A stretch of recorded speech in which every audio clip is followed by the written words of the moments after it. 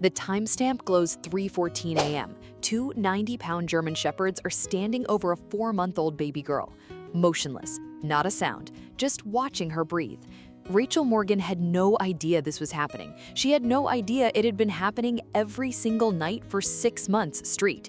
And when she finally watched the footage, she sat down on her kitchen floor and could not get up for 20 minutes. This is exactly what everybody warned her about, and this is exactly how wrong every single one of them was. Rachel was 29 years old, a second-grade teacher in Knoxville, Tennessee, and 4 months pregnant when her partner left. No warning, no conversation, just a packed bag and a door that clicked shut at 6:47 on a Tuesday morning in October. She had Kaiser and Rook before she had a plan. Kaiser was 94 pounds of black and tan German Shepherd, with ears that stood like radar towers and a gaze that made strangers reach for their phones without knowing why. Rook was 88 pounds, darker, quieter, the kind of dog that watched doorways the way a chess player watches the board, always thinking 3 moves ahead, always reading a room before anyone else in it. Rachel had adopted them together 2 years earlier from a shepherd rescue in Maryville, Tennessee. A family had surrendered them before moving overseas. No aggression history, no behavioral flags, just 2 enormous, deeply loyal dogs that needed somewhere permanent to belong. And now, Rachel was 7 months pregnant, alone in a 3-bedroom house, and every single person in her life had something to say about it. Her mother called every Thursday at 8:15 p.m. sharp. "Rachel, you cannot have 2 dogs that size around a newborn. I am reading articles." Her neighbor Janet stopped her in the driveway one morning, arms crossed, voice low, like she was delivering classified information. "My cousin's friend had a German Shepherd. 1 incident. Baby needed 8 stitches. I am just saying." Her pediatrician handed her a printed pamphlet at the prenatal visit, Large Breed Dogs and Infant Safety. It had a stock photo on the cover that looked like a legal disclaimer. 31 people, over 6 months, 31 different versions of the same warning. Rachel listened to every single one. Then she drove home, sat down on the living room floor between Kaiser and Rook, and felt 2 warm, enormous heads press against her belly from opposite sides simultaneously. Neither dog had been asked. Neither dog had been trained to do that. They just did. She made her decision that night. Baby Lily came home on a Thursday afternoon in April, 6 pounds, 9 ounces, pink bow headband, an expression that said she had already seen everything and was mildly unimpressed. Rachel carried the car seat through the front door. Kaiser and Rook were sitting in the hallway, side by side, completely still, like they had rehearsed this moment in a room Rachel had never been in.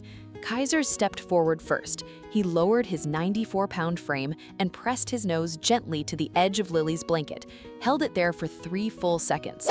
Then he stepped back and sat down. Rook did not approach at all. He looked at Lily from across the hallway. Then he turned, walked to the nursery, and sat down directly in front of the empty crib.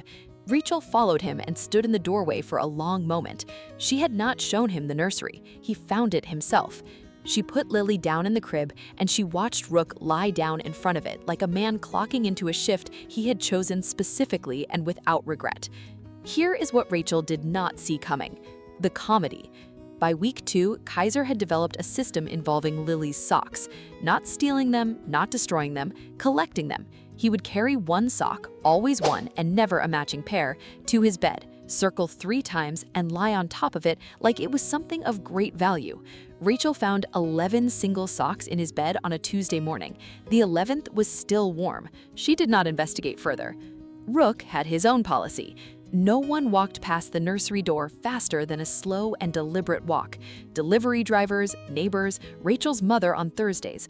Rook would materialize in the hallway, not barking, not growling, just standing there at 88 pounds of absolute silent suggestion. People slowed down every single time, without exception. Some stories don't get told enough. If you're still here and haven't subscribed yet, that genuinely stings a little. Hit subscribe. You're going to want to see how this ends. The security camera went up in the nursery corner 6 weeks after Lily came home. Rachel installed it because of a heating vent that rattled, and she wanted to check if it was waking the baby. She did not review the footage regularly. It was just there. 3 months later, on a Sunday morning in October, with her coffee going cold beside her laptop, she scrolled backward through the recordings, fast-forwarding through quiet frames. 2 a.m., nothing. 2:30 a.m., nothing. 3 a.m., nothing. Then her hand slowed. 3:14 a.m. Kaiser stood up from his spot near the door. He walked to the crib slowly, deliberately, and pressed his nose between the bars. He sniffed Lily's face once, twice, 3 times. Then he turned his head toward the bedroom hallway and made a sound. Not a bark, something lower and more specific, a sound Rachel had never heard from him in 2 years. Rook was already on his feet before the sound finished. Rachel watched herself appear in the nursery doorway 14 seconds later on the footage, hair tangled, eyes barely open, confused. She watched Kaiser position himself next to the crib and refuse to move. She watched herself reach down and touch Lily's forehead. And then she watched the exact moment she understood. Her hand stopped. Her posture changed. She picked Lily up fast. Lily's temperature that night, 104.3 degrees Fahrenheit. The pediatrician they reached at 3:31 a.m. said that a fever that high in an infant under 5 months requires immediate medical attention. Febrile seizure risk rises sharply above 104 degrees. If they had waited until morning, the outcome could have looked very different. Kaiser had detected the fever before the thermometer confirmed it. He had been awake and at the crib for 14 seconds before Rachel even opened her eyes. 14 seconds in a 4-month-old at 3:14 in the morning. Rachel watched that footage 4 times before she could speak. Then she called her mother. She did not say anything for a moment. Then, "Mom, I need you to come over and watch something." Her mother arrived in 19 minutes. She watched the footage without saying a word. When it ended, she looked at Kaiser and she did not say anything about the articles. Lily is 14 months old today. Kaiser is 4. Rook just turned 3. Kaiser still collects her socks. There are currently 9 single socks under his left paw, and Rachel stopped trying to understand the inventory system weeks ago. Rook still sits outside the nursery every single night without being asked, without a command, without any reason anyone ever gave him, beyond the one he gave himself the day Lily came through that front door. The 31 people who warned Rachel, her neighbor Janet brought a casserole last month and sat on the kitchen floor for 22 minutes while Rook put his head in her lap. She did not mention the pamphlet. She did not mention the 8 stitches. She just sat there quietly and let him stay. When the entire world tells you a dog is too dangerous, too unpredictable, too much, and that dog spends 6 months waking at 3:14 a.m. to stand over a baby and listen to her breathe, you learn something no pamphlet ever teaches you. Not every protector looks the way you were told to expect.